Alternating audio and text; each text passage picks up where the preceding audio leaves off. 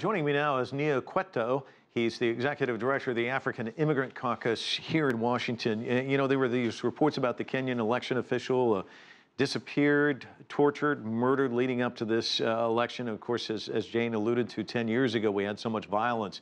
Precisely. What was your thoughts going into this election? I mean, how much trepidation did you have, and what are you seeing there now that maybe is allaying some of those fears? I think you used the right word, trepidation. I had a lot of trepidation because, you know, the last violent eruption 10 years ago is the issue that led to the International Criminal Court, and the case collapsed. And a lot of people were very happy when the case collapsed. And I was alarmed, and I thought, you know, they weren't taking it seriously. And so when it started boiling up, there was a lot of tension. So frankly, in the last 2 weeks, I had been very concerned. I've talked to friends here, I've talked to friends in Nairobi. And so frankly, today, when I look at the results coming in, I'm relieved that there hasn't been major allegations, and there hasn't been major violence in the voting. Now we'll have to see how people react to the actual results when they are made. It's interesting because when you look back in time and the violence that we saw at that mixture, Al-Shabaab, and concerns about people going and voting and all of that as well. Yes. There was a lot brewing here, wasn't there? There was really. So in fact, I mean, I don't want to, because not all the results are in and we haven't gotten every report, but I feel like at least given the apprehension we have, we seem to have dodged a bullet, that the voting seems to have been efficient and peaceful, and that is good news because there was a lot of trepidation. I mean, former President Barack Obama of the United States, because his father is Kenyan, was Kenyan, he sent out a very good, well-crafted report appealing to Kenyans to make it peaceful and non-violent and take any problems to the courts.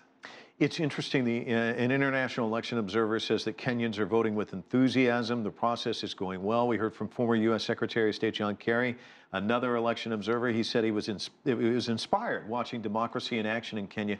We see these long lines. There's enthusiasm. What does that say about the state of Kenya, do you think? I think it gives them very good high marks. Again, we have to wait for the results and the reaction to the result. But Kenya is a very important country.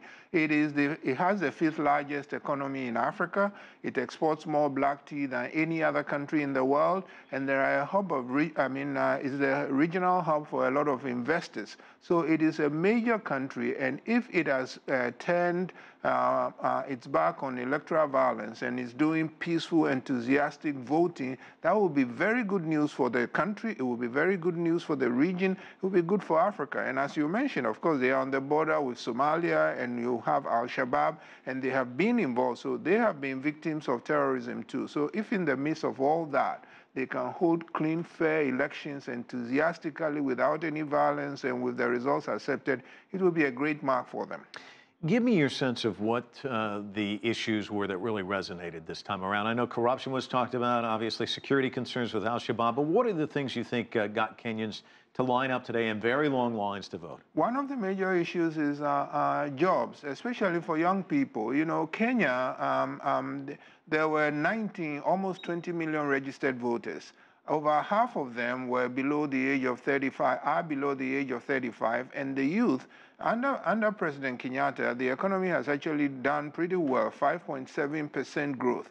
But not a lot of that has trickled down to youth. Youth unemployment for all of Kenya is pegged at 40%. For the youth, it's probably higher.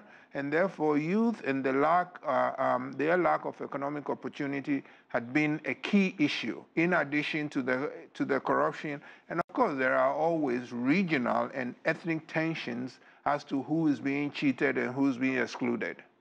Any sense, quickly if you can, you think Kenyatta's going to win this thing? Odinga? What are your thoughts? I think we will have to wait and see. Based on what we've seen so far, it looks like the president is in the lead.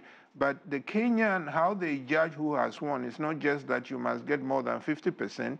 You must also get more than 25% in each of the 47 counties. So we have to make sure that you have broad-based support. So we'll have to see. But at this point, you have to put your money on the president. All right, Nii Akutteh, thanks so much for coming in. Appreciate it. It's my pleasure. Thanks for having me.